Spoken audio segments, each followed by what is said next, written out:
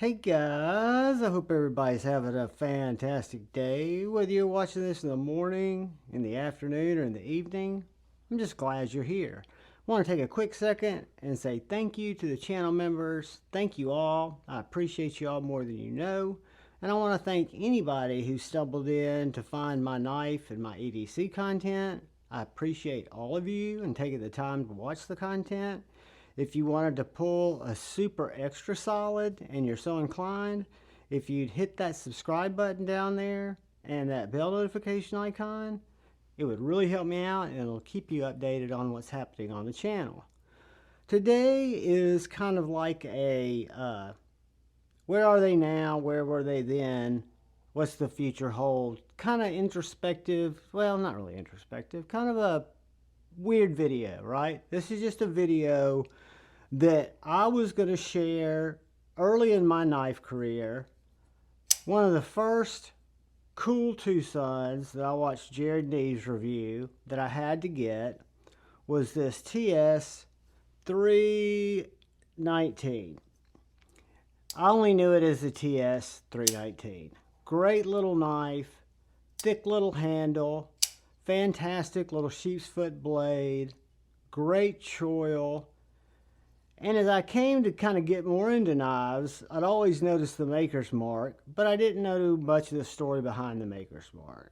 Well, now I know that CM Designs is my buddy, Colin Mason Pierre.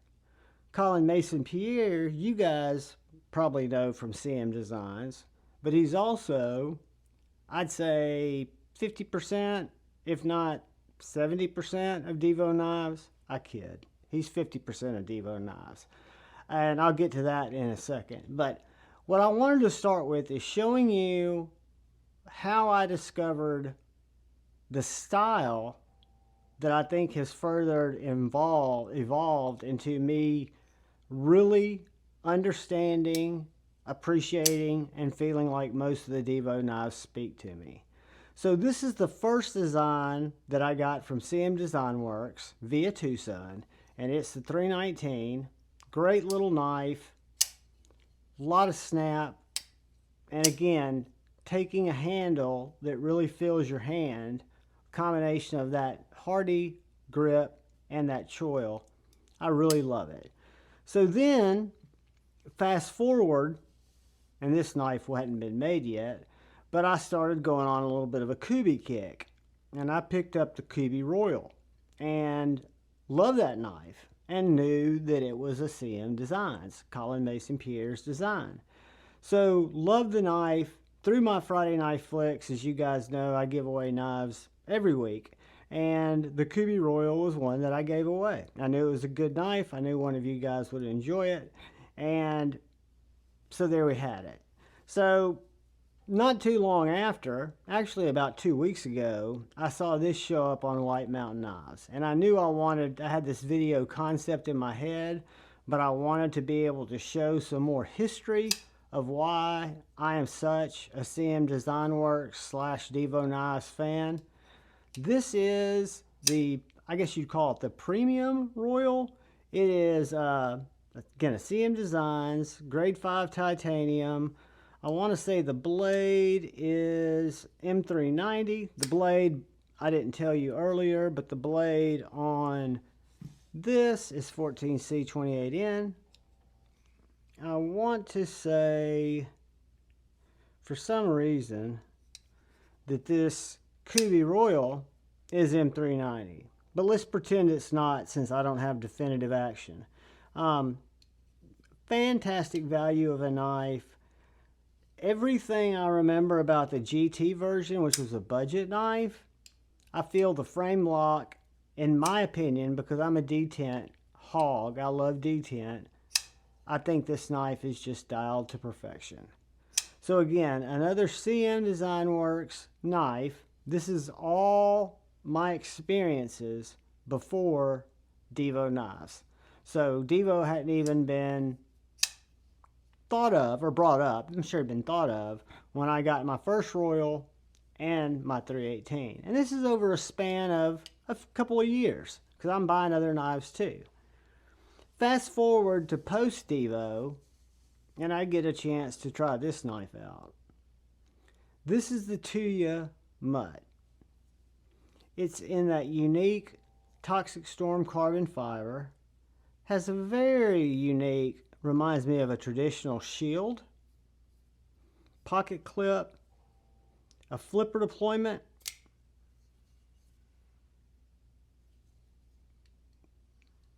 internal frame lock, or what do you call that? Or your bolster lock. Great finger flipper, fantastic action. I'm not a normal flipper guy, but this flipper tab is done so well. It's kind of low profile, doesn't stick out too far. It's got a little convex there and great jimping. And then again, a newer collaboration between Dave Warren at Dvo Knives and brother Colin Mason Pierre, CM Design Works. So these three knives on their own, and Colin has designed a knife for Best Tech with a revolutionary lock, and probably 20 other knives that I'm not currently thinking about, because I'm just a knife guy. I'm not a knife expert. If anybody ever tells you they're a knife expert, by the way, this is just free advice. Run like hell, because there is no such thing as a knife expert. Knives change all the time. Trends change all the time. We're all students of the knife game, in my humble opinion. So these are my Colin Mason Pierre CM Designs knives from my collection. So with the exception of the Dvo, we can fast forward just a little bit. And I did not get in on the stout. I was not a fan of the look of the stout. Version 1 didn't really speak to me. It was Lefty and Colin's first knife. I think I was a little tight around cash at the time, which I know how that feels now, but neither to say I missed out on that. A little while later, they released their first mid-range price point. I still consider it a value knife, with this Dvo Mash V2, because I also missed out on the V1. This knife did it for me in one quick way. It came in, it was $100 and I want to say $15 after my discount, maybe a little lower. It's a middle flicker knife only, or a thumb flicker. I'm a middle finger flicker guy, so that's what I do. It's a beautifully done liner lock. You've got your blade steel right here on the underside of the tang, 14C28N, titanium handles, nice titanium backspacer, came with a very low profile wire clip, and you'll see some of these in my other Dvo knives. I love the wire clips. I just wanted to try it with one of my Spyderco low wire clip replacements. I added skiffs to this knife. Has absolutely no up and down, no side to side, drop shut, flies open, hollow ground, perfection. And then I look at these knives and I know, this is my hypothesis. Colin is a knife designer who's also a knife dude. Lefty is a knife dude and a knife designer who sees thousands of knives. And he's come, I would think, because I would, across that journey of experiencing all those knives to appreciate certain things and look at certain things as red flags. Colin, in his design work, has obviously done the same thing. So when I knew the two of them were getting together, I wasn't sure how it would work for a couple of reasons. One, I don't know anything about the knife business, and I didn't know how busy Colin was with CM Designs. I know Lefty's one of the most busy YouTubers I'm aware of, who does a lot of time on that and has a full-time job, so I didn't know what to expect. This is the Growler V2. I gave away my Growler V1 on a Friday Night Flicks because I had the Growler V2. Should have kept the Growler V1, but I like to give away knives. I'm an idiot that way. So this was my second or third offering from Devo Knives. The Growler V1 was my second. That knife was met with some, what would you call it? Some less than spectacular reviews, less than spectacular. Kevin was pissed, basically. He did not like the way the knife came out from Shieldon. I got my copy. I don't look for knives to be perfect, but I loved it. The changes are better, and I can get into those. But I love the size of the knife. I love the thinness of the knife, the tallness of the slicey ass blade, the choils that Devo basically engineers into every wonderful knife that they make. And then when the version 2 came out, not only were the materials better, you went for carbon fiber or aluminum or G10. You could get your stonewash blade, you could get a black wash blade, I think, and maybe the satin, and it was in 154 cm instead of 14C 28N like the original was. I kept the original clip on my Devo, or on my Growler, because I love these clips. They go in and out of pocket great. And I picked up the purple hardware kit just to try to do something a little different. Guys, the Devo Growler was one of my favorite knives. Definitely my favorite Devo. It's a knife that just made me say, okay, there's something to this company. And the more I think about it, again, I'm a noob. I'm not the smartest or sharpest tool in the shed, but I think you've got Lefty's input and designability, but his input of all the wonderful things and shitty things he sees, and knowing how his crazy mind works, he wouldn't admit it, but he's mentally not only reviewing the knives he's looking at, he's thinking how they would be better. He would never say that. He would never put it in his review, but I'm sure that's how his brain works. So I think him being able to collaborate with Colin, talk about designs, and then Colin having not only the skill set to design it, but the engineering finesse to really design amazingly effective, fidgety, fun, usable, and extremely popular knives. I always say, because people say, who's your OEM? Who's your OEM? And my favorite answer from Bill Belkin at Jack Wolf Knives is, I don't want the OEM to be known, and my reason is, when I want you to think about Jack Wolf Knives, I want you to think about the quality of a Jack Wolf knife. The OEM is just the person who made it. It doesn't take into consideration the design. For example, if you say, or I say, Riot's #1, and we have knife #1 that's kind of half-assed designed, and we have knife #2 that is immaculately designed. Everything's thought out. And Riot uses their, we're hypothetically saying, the #1 production methodology to create both of the knives, the wonderfully designed knife and the kind of half-assed designed knife. Then they both go out to the market. The design is everything, guys. The manufacturing is what I think Devo's hit on. Depending on what price point they want to offer to, they've got strategic partners that manufacture, and they've got a relationship with. And what I find amazing, being a noob, who's just a new YouTube guy who likes knives and spins recklessly, is they've done so much in a short time. So the Devo Growler V2 was another mad win.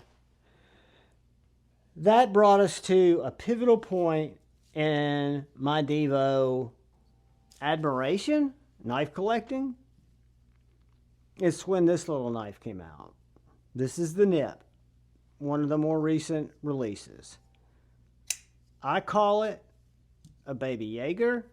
It pisses Lefty off every time I say that because he thinks I'm implying he stole something. That's not it at all. It just strikes me as a small, elegant, Jaeger-shaped knife. And what makes this, I think, one of the best small knives in the market, and I did this on my Devo review, you can take a Spyderco Dragonfly, a TRM Nerd, a Spyderco, what's one I'm thinking about? Not the Native 5, the Sage 5 maybe? The small Spyderco, which are all known for their amazing ergos for a small knife. Well, the Smash is a small knife. It is a little 5th pocket carry knife on bearings, crafted with S90V blade, deep hollow grind, so it's done with premium materials.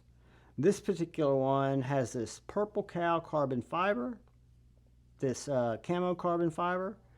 You've got titanium clip, titanium backspacer with a built-in lanyard loop, but most importantly, this knife flicks like a beast. Got a traditional flipper tab, and with that choil, I can get a full 4 on it.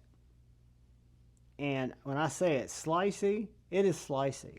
I like the knife so much, when I bought this knife, they were also selling hardware. It wasn't that expensive, so I picked up a black clip, a black backspacer, and a black pivot collar set, thinking I'd put it on this knife. And then as I started thinking about it, this knife hadn't even come in yet. I was like, you know, if I got the black Sparrow, which I didn't really like as much, maybe, but the purple's going to go with the purple. So I had no choice but to go to White Mountain Knives and buy the titanium nip, which is also S90V, this time stonewashed, with a titanium handle. And it had, I forget what color clip, but I was able to use my black clip, my black pivot collars, and my black backspacer, putting skiffs in all of them. And now I've kind of got a little bit more unique titanium White Mountain Knives nip. It's hollow grind, slicey as fuck, has the same wonderful ergos as my carbon fiber nip, which brought me to Traditional Pocket Knives in Austin, who I'm a big fan of their store. And he had the black washed nip. Same basic size. These two are titanium. They both have S90V blades, hollow ground. This one's black washed, this one's stone washed, this one's satin. Guys, this knife made me think I need to expand into some Devos I've not yet tried, specifically the higher end ones. So even though this does not go at this time of the video, I'm going to throw it in there before I put these away. I've been lucky enough for the last week and a few days to try out a prototype of the soon to be ordered QSP Devo nip slip. I can tell you this is the nip, the slip joint version of the nip. I can tell you I think I like it better. It is thinner. I love a slip joint, and I think for people, because I didn't love slip joints 7 months ago, but I think even if you're not a slip joint guy or gal, this is the perfect entry into trying a slip joint. A, it doesn't have just a nail nick, so you can grab it with your fingers. B, it's amazingly useful. It's super sharp, hollow ground blade, and it's got those, only the nip has them, perfect ergos. It's a fantastic blade. And if I close it, because it's a slip joint, if I get crazy, I'm just pushing the choil into my finger. So even if it closes on my hand, it's not going to cut me. So it's a great knife. That's the Devo nip slip. Not even really a need to talk about it yet because it's getting ready to go back to Lefty. But just to show you, as we talk about what's to come, the constant evolution and pushing the envelope of what I think Devo's bringing to the market. And my hypothesis is that what Devo has almost single-handedly done, and this is not me speaking out of my ass, but they've taken two very unique personalities that are very well plugged into what the knife community likes and doesn't like. And they're able to, at a small scale, produce knives that are truly unique. And to me, that's freaking awesome. So after the nip slip, there were still some of these buzzes available. And I knew the buzz was, at the time, would be the most premium Devo I'd experienced because I passed on I can't even think of the name of that ugly pelican looking motherfucker. The Devo Stout.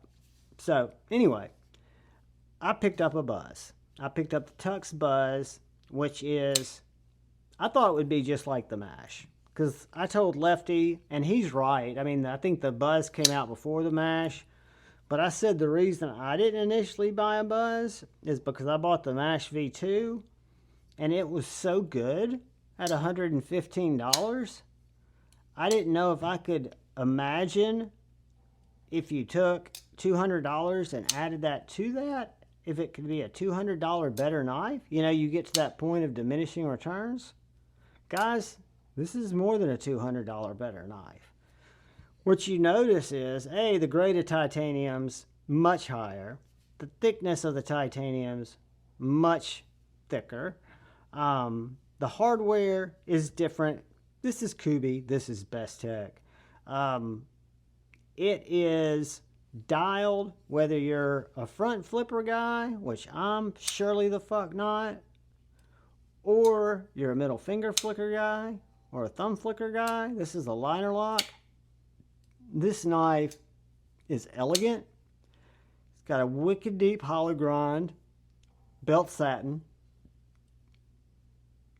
drop shut action. This particular variation, I want to say maybe LMAX. S90V LMAX 20CV. It's a premium blade steel. I should know that, but you guys know I'm a slacker, and if I don't just see it on here, I won't remember. But I want to say it may have been LMAX, may have been, I don't think M390, maybe S90V. Neither here nor there.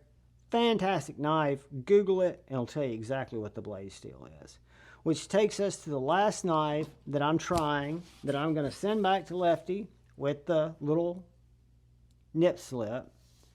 The Pelican knife that I forever turned my cheek up at, walked away from, and said not interested.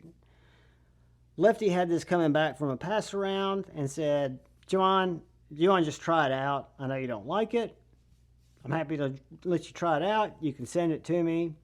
I'll include the nip slip. I was sold when he said that, so I said sure. So the Stout V2 came in. The first thing I noticed when I unboxed it was the richness and the texture of this Arctic carbon fiber.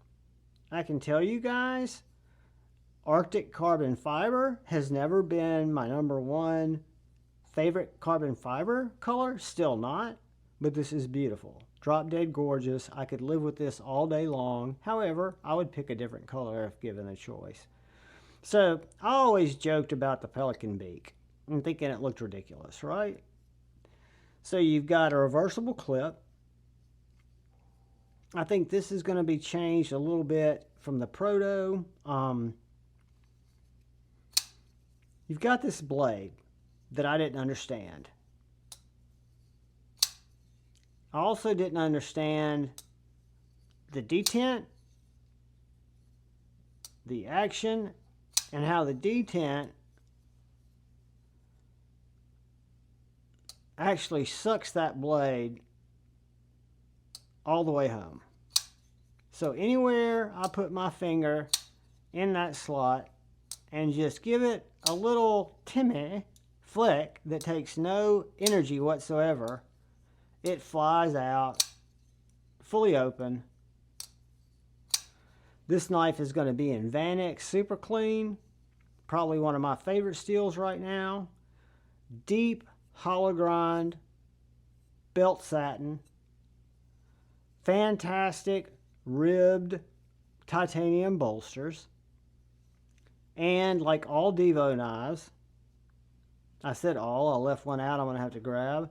You've got this fantastic ergonomical grip where your choil is an integral part of it. So if I want to be back here cutting cardboard, I can. If I want to be up here controlling this tip more, I can. This knife is up for anything. It is just as ugly as I thought it was.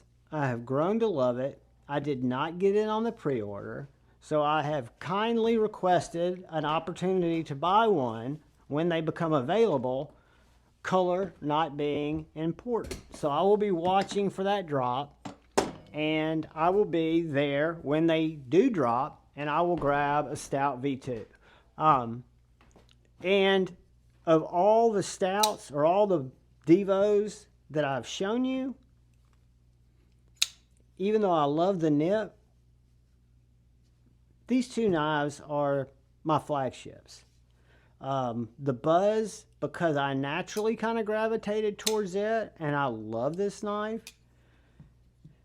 And then the Stout, because it was such a freaking surprise that I could have such...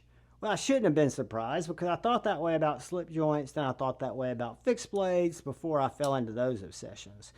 The other knife that is a total departure, partnership with TPK Knives, is the Dvo Lush, the Devo TPK Lush. So this is the top flipper, or front flipper. I can flip it there. I can flip it from the front where this little indention is. Or the way I open it is I finger flick that long pull. The action is silky smooth.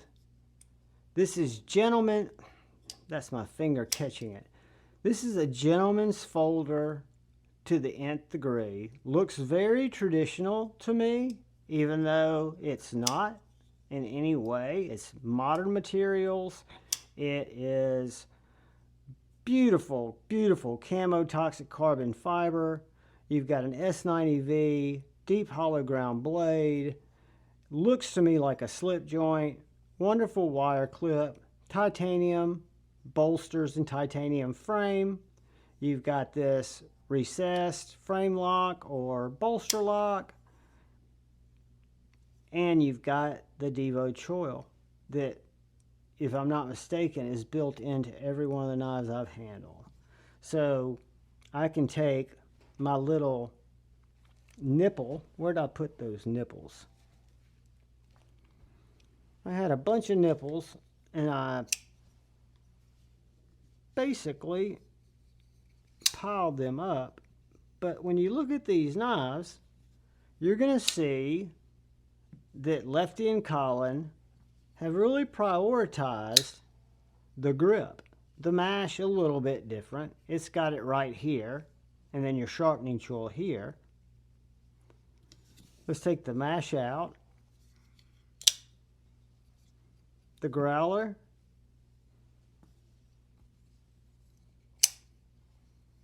Collins, little 318 from Tucson. The Kubi Royal. Doesn't really have it, even though it's right here, so we'll take it out for now.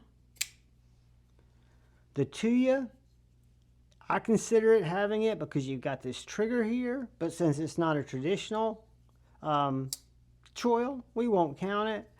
But guys, just an absolute, I found it fantastic when I started to think about the knives that I bought that were Collins knives, CM Designs, And then I remember when he got together with Lefty and they started making knives. And I don't think they've had an unsuccessful drop. And my reason for that, a lot of people say, well, it's because they're influencers or they have access to this or that. I think that the strategic advantage is they are a fantastic team because you've got a established knife designer who's made 3D realistic knives from fantastic drawings, and then you've got Kevin who reviews as many knives as anybody and has a very discerning taste for what he likes. So for him to have free reign to come up with things that he likes, and then Colin be able to put those into drawings and then be able to tweak them, prototype them, change them, guys, I think we've got a great future with Devo Knives. I wanted to make the video to showcase Colin, that I was buying his style before Devo ever came around, and I only think that their partnership has really upped the ante. And every knife I've experienced, including the version 1, including the Pony Stout, which I gave away, and including the, what other Devo did I give away? Pony Stout. I thought I gave another Devo away. Anyway, can't remember. Neither here nor there. That's my brain. But guys, do me a huge favor. First of all, thank you for watching. If you stayed here this long, you guys are gluttons for either my ramblings or gluttons for punishment. Either way, I absolutely appreciate you. All I ask is please look out for the guy or gal to your left. Please look out for that guy or gal to your right. Please look out for one another. Go forward with love in your heart. Choose debate, not hate. I love you all. Peace.